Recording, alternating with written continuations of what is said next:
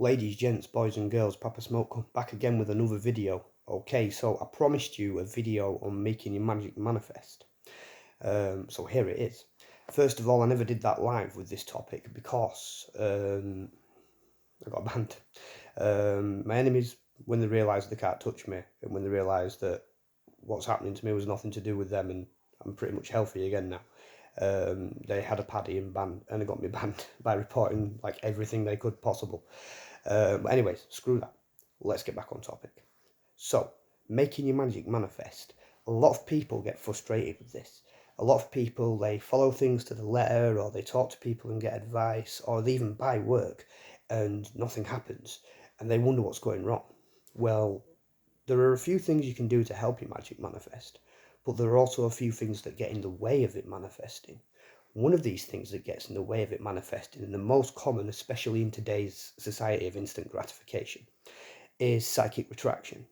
So, psychic retraction is caused when somebody is that emotionally tied to the work, they obsess over the outcome. Whether this is love work, whether this is prosperity work. I'll give you a few examples anyway.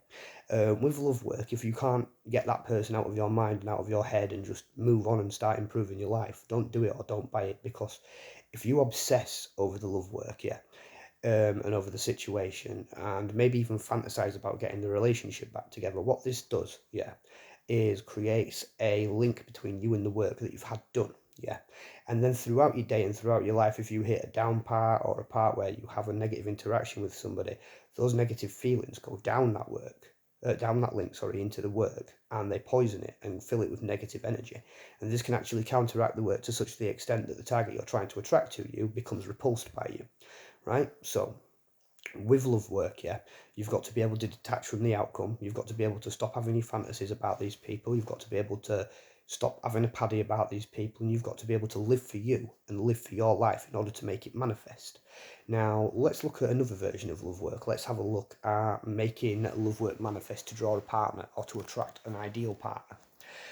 If you do this, you can't just sit in your house and expect like your ideal partner to be the delivery guy or whatever. Do you know what I mean? You have to get yourself out there. So you would have the love work done, and you would get yourself out there into events that you enjoy, and that make you feel positive and happy. And the reason you do this is you exude positive energy, which is quite an attractive quality. It brings people to you like a moth to the flame. What you also need to do is show independence and that you can live for yourself. And how you do this is get involved in things that improve your life, such as, let's say, for example, going to the gym, maybe going to a night course at college, grabbing things you're passionate about, but also taking care of yourself and putting yourself around like-minded people. This, again, will increase your chances of finding an ideal partner. You'll be around like-minded people in things like, I don't know, if you're really big on fitness, go to the gym. If you're not big on fitness, I would recommend a fitness routine anyway. Reason being, it's not just for aesthetics, it's not just for how you look, but it's for healthy as well. It keeps you healthy, and it also keeps you feeling positive. A workout releases certain endorphins in your brain that, make you feel positive at the end of it. And what we're trying to do is we're trying to make you your best version of you, so that you're as attractive as possible. What people perceive from the outside, is your shop window. So the love work can get the people looking, but if they don't like what they see, they're still gonna bust. You're still gonna, they're still gonna bust. So what you got to do is you got to start living for yourself. You got to look after your body and look after your mind. Put yourself in a situation around like-minded people that you enjoy. If whether this is furthering your education, whether this is martial arts, whether this is going clubbing and socialising, as long as you're around like-minded people that you enjoy and you can exude this positive energy, things will get better. Again, when I recommended exercise as well, it builds confidence. Does exercise, when you get fitter and stronger, you become more confident in yourself as well. And that's also why I recommended a night course, because when you build your intellect, you become more confident in yourself as well. And what you need to do is come across as confident and not anxious. Even if you are a little anxious in social situations, you still need to come across as confident.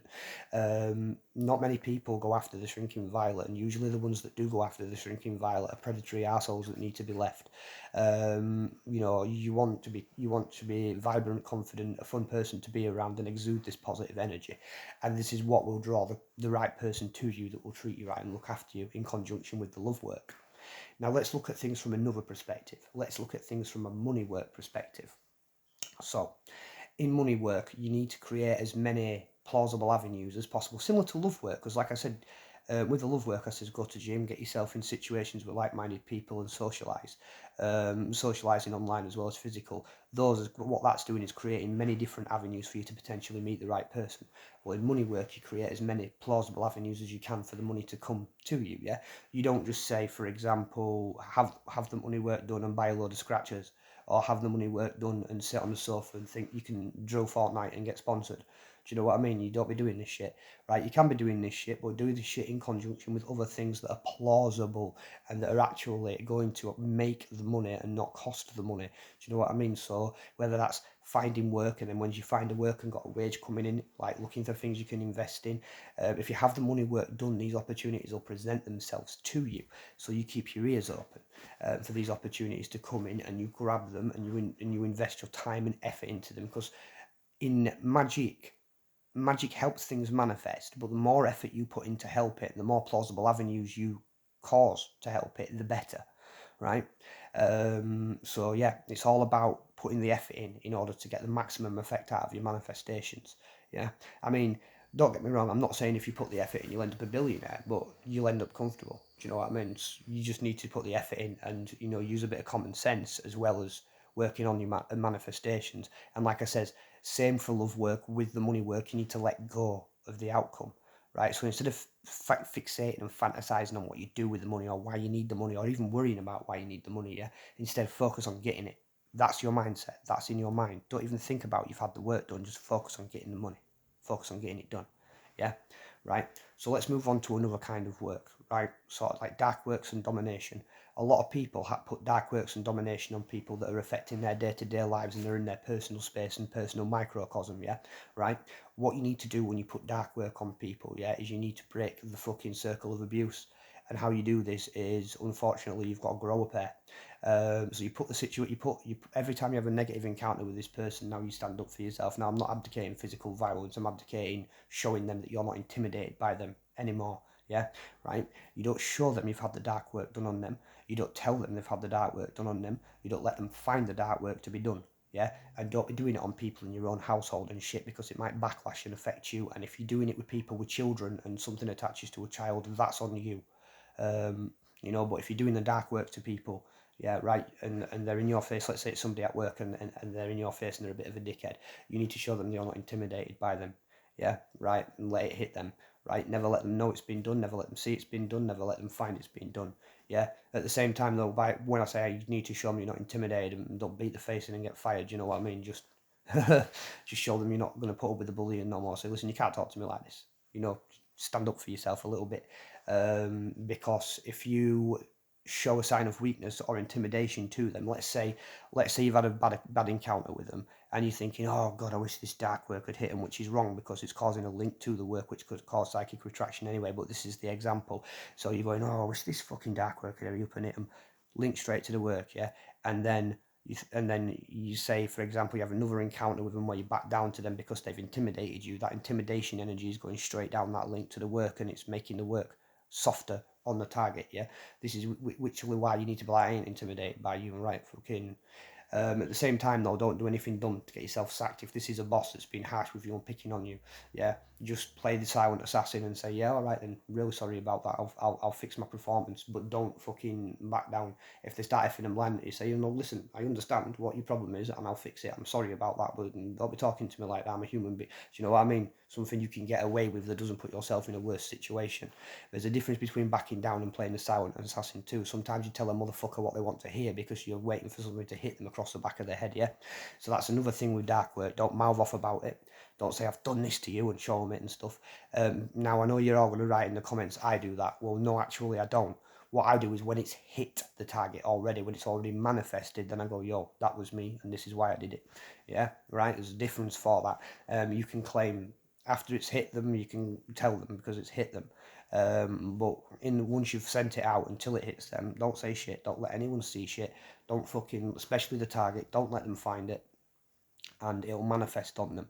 Especially with domination work. With domination work, yeah, you want to be dominant. You want to have this dominant, like, I'm like fucking scared of you personality kind of thing, yeah, right? Because fucking you're dominating this person. You can't dominate them if you're fucking gonna back down to them and you're pussified, yeah, right? Think of two dogs fighting, one growls at the other one and the other backs down, yeah, then it's been dominated, hasn't it?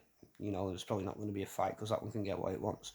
Whereas the other one growls back, you know, it's saying you can't dominate me, so you need to be able to growl back if you're going to get the domination work put on somebody. But it's not always the case. I mean, there are long distance situations where you just want to affect an outcome of a situation. In that case, don't with domination work, if you're trying to affect an outcome to a situation, let's say you're doing controlling domination, not commanding or compelling, you're doing controlling domination, yeah, you're trying to control an outcome, yeah, don't do anything counter to that outcome, yeah.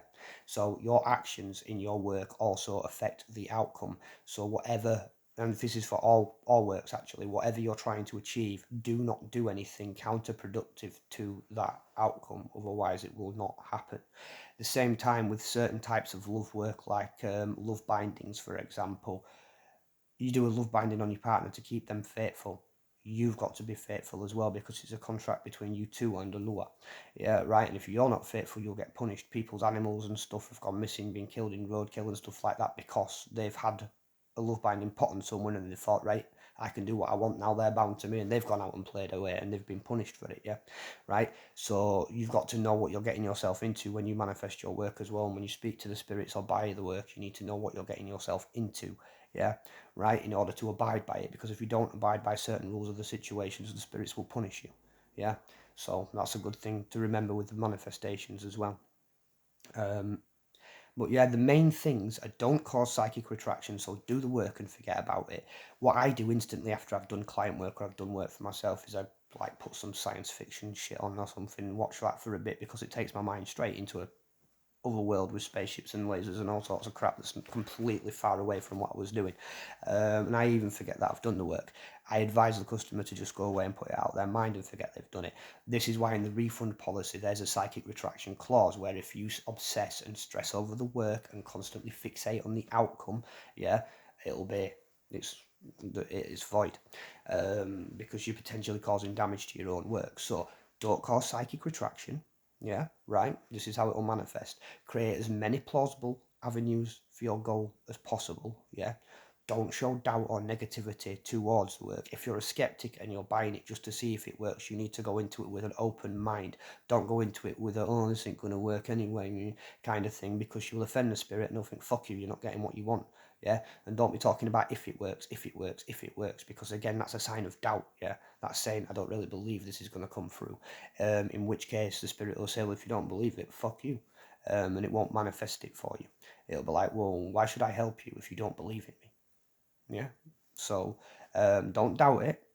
Don't fixate over the work and cause psychic retraction. Don't do anything counterproductive to the outcome, to the desired outcome, yeah? And create as many plausible avenues for the work to come to you as possible, yeah? Excluding dark work with plausible avenues, yeah? Because I'm not going to say if you put dark work on someone and then go and smash them up with a bat, don't be doing that shit. I'm not advocating that shit. Put that work on somebody and let the fucking spirits deal with that one, yeah? You don't have to create as many plausible avenues for that to happen as possible, although there are some ways to play mind games with them to send them over the edge a little bit, which I will include in my new book, The Book of Smoke. It's coming out soon when I've written it. It's about spiritual warfare. So, to manifest your magic, really, you've just got to have faith, have belief, have patience, and ignore all these fucking idiots, yeah, that tell bullshit stories. Because the reason people tell these bullshit stories about a demon manifested in full form, like you're seeing me now out of a fucking bunch of smoke, is because they're trying to make you feel inferior to them. Because when you make they make you feel inferior to them, and you start going to them, oh, I wish I was like you and stuff like that, or you start buying off them, you're giving them energy and you're giving them power, right? You're giving them energy and power through the financial transaction, and you're giving them energy and power through the, oh, I wish I was like you and as strong as you are. They ain't even as strong as they're saying. They're glorified storytellers, yeah? You've got to remember, a lot of professionals, and I mean a lot, especially the largest brands, yeah, they exaggerate and embellish the facts and tell you a story to suck you in and get you to think that they're this god, Well, they're absolutely not. Fucking hell, most of them can't take me out. And I've smacked most of them upside of the head with Magick a few times, and they know this. You know what I mean? So don't buy into the bullshit, yeah? Nobody sees no fucking spirit in fucking complete form like this walk out of the smoke, yeah? Unless you're a complete fucking clairvoyant. You know what I mean? You have to be a complete fucking open psychic to be able to see that shit, yeah? And most people aren't. So when you do your rituals and your evocations, if you don't get any voices, if you don't get any visuals, yeah, if you don't get any feelings, still proceed with the work as if you have and speak as if you have and if they're there, right? Because they'll be listening, right? When you call their name and you draw their sigil or veve, you're opening a doorway to them, especially when you empower it and open it up. So whether they manifest before you or not materially, still go ahead with the work because it'll still manifest.